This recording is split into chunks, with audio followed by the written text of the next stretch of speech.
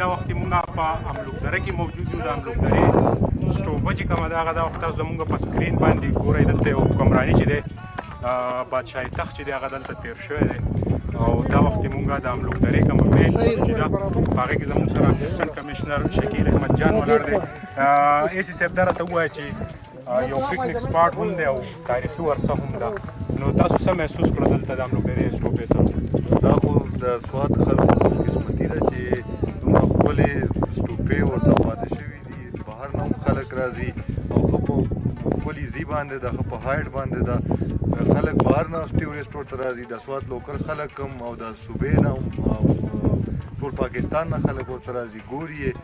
چې یاره دا یو په ارکیولوجیکل سایټ ته چې کوم زمونږ بل مذهب د بولمن د هغې تېر شوی مذهب او هغه خلکو دلته پاتې شوي دي، دلته یې دا خپل ریمینز پرېښي دي. زه خو ډېر زیات ایسي صاحب دا راته ووایه چې د دې ځای کوم ابایي خلک چې دی هغوی ته هېڅ چا ته د دې تاریخ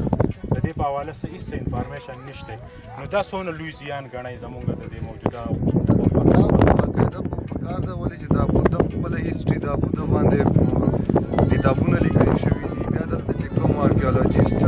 راغلي دي بهر نه هغو هم په دې شیانو باندې کتابونه لیکلي. لکه څنګه دلته ډاکټر لوکا دا خپل کافي ټایم دې سیزونو ته وقف کړی ده، اوس هم دلته وي یا کله لاړ شي راشي واپس هغه هم بکس لیکلي دي. په کار خو دا ده چې هغه اردو کې ټرانسلیټ شي او دا خلک یې وګوري. او ایسي صاحب دا راته ووایه چې دلته د بري بادشاه حکمراني وه او بیا سکندر اعظم ټیم دا خبره مو په نورو دغه کې کړې او نن سبا په هغه کرسۍ تاسو ناست سب ډویژن مجسټریټ یې. نو څه محسوس کوئ هغه دور او دا اوسنی دور څه وایي؟ بس مخکې دورونه ښه اوس خراب دي. اوس هم ټیک ده، دور ښه ده، خو بهرحال مسایل لږ زیات شوي دي، ګڼ شوي دي. خو کوشش کوو چې نه نو هغه چل دی چې هغه خلک ته ستاسو نه ډیمانډ کوي، لار غواړي،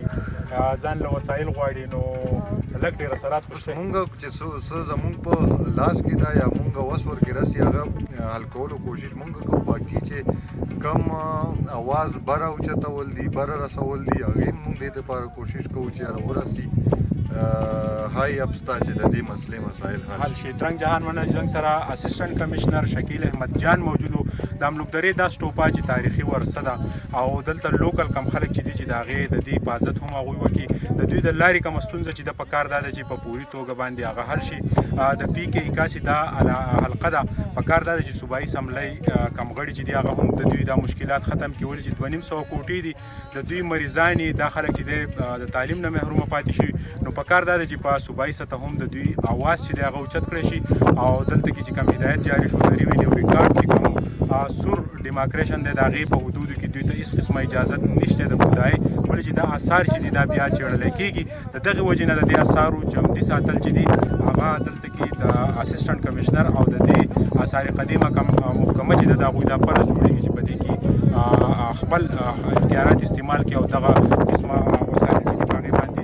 حکومتي رټ چې دی قایم کړي. زموږ سره ودود باچا موجود دی. باچا صاحب دا راته ووایه چې ستاسو کومه مسله چې وه هغه ایسي صاحب دلته ان د سپاټ موجود دی، تاسو څه وکړل؟ د هغې لپاره څه خبره مخې ته راغله؟ هېڅ هم ونه شو وروره. د کشندیرانو سیل وکړو، روډ ولیدو، علاقه ولیده، غرونه ولیده، ګولا پیزا ولیده. او زموږ چې کوم عرض دی هغه دا ده چې په دې طرف قانوني او په پټوار کې د 500,000 کالو نه یوه لار ده چې په پټوار کې د 1983 کې اچولی شوې ده. باقاعده نامینېټ ده چې دا لار د 3 کرمه 14 فوټه هغه مونږ جوړو. د ارکیالوجي ډپارټمنټ دا خبره کوي چې دا ځای مونږ اخیستی دی، خو چونکې د آبادۍ د شاته نه دي کې چې شاته دې 200 کورونه دي، د دې دا لار ده او دا لار دې خرڅه کړه یا واغستی شو. نو لار خو نه خرڅېږي نه اخیستلی کېږي زما په خیال. خو پته نه لري چې زمونږ صوبایي حکومتو په دې کې کم داسې متبادل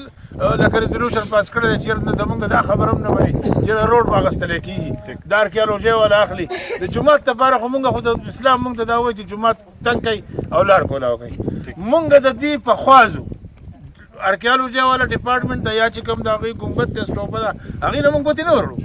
د هغوی په خوازو ټیک شو هغه موږ په خپل خوانه پرې دا خبره د غالیګي بوت چې خلکو په ګټو رانه او وشتو با دغه دون زورو چې ان اچ روډ یخوا کو غالیګي پاتې شو د دې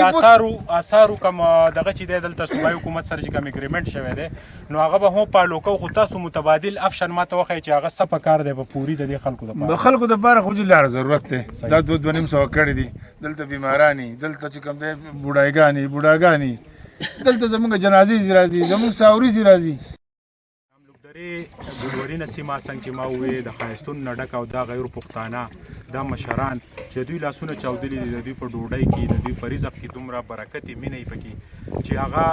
د هغې احساس لکه کله چې تاسو راشئ په املوکدرې کې چې مېلمانه شئ اوس دا وخت زنګ سره بختیاري خان ناست دی بختیاري خان د دې املوکدرې خلکو ته د خپلو اثارو د هېڅ شي پته نشته په اسمندین تاسو څه وایئ سهیل باشا ډېره مننه ما ته خو کالج کې مو آرکیالوجي سبجیکټ و ما ته چې کوم معلومات دي نو د هغې مطابق چې کوم دی نو دا د بودیسټو اثار دي ټیک او دغه چې کوم دی ګوتم بد د هغه په حواله باندې دا خبر ده چې د موجوده د نیپال او د سریلنکا په بارډر باندې کې په لوستو چې کوم دی یو ریاست او دا د دې ګوتم بد پلار چې و نو هغه د دې کې په لوستو راجا او دا هغه ځای نه دغه شروع شوی دی او هغه مطلب دا چې یاره بیا د مختلفو علاقو کې چې کوم دی نو خواره شوي دي او د هغوی د اثار دي د زرونو کالو دغه معلومات چې کوم دی نو هغه ما ته شته دي په حواله باندې درنګ جهان مننه چې زنګ سره بختیالي موجود و ضرورت هم د دې خبرې دی چې مونږ دلته کوم خلک اوسېږي د هغوی حقوق هم لازمي دي زمونږ کوم اثار چې دي د دې حفاظت هم ضروري دی ولې چې دا نشاندهي کوي د دې نه تېر شوي کوم مذهبي کم ریاستونه چې کوم چې د بری بادشاه دا سب ډیویژن بری کوټ ټول د هغه د پایتخت د لاندې او د علم په غر کې چې دی یو جوګي و هغه به د جوګ په خېدو دپاره په دې طرف تلو او د املوکدرې خلکو به هغه اکثر بیا په کټ کې وړو او د هغې د هغه وخت کم پیمنټ چې و هغه به یې ترې اخیستو نو ما ته چې کوم معلوماتو په دې حواله باندې هغه هم دغه ول خو په کار دا ده چې د املوکدرې دا سټوپا یو پکنیک سپاټ جوړ شي او د دې ځای کم خلک چې دی د هغوی بچو لپې اسکولونه او د هغوی په بچو باندې ولګي چې دا بچي بغیر تعلیم نه پاتې شي نو یقینا دا لفظ ډېر خراب دی خو به هم زناور جوړېږي او حکومتي وخت او موجوده سیاسي خلک به یې ذمهواري سهیل باچا له راکړه اجازت الله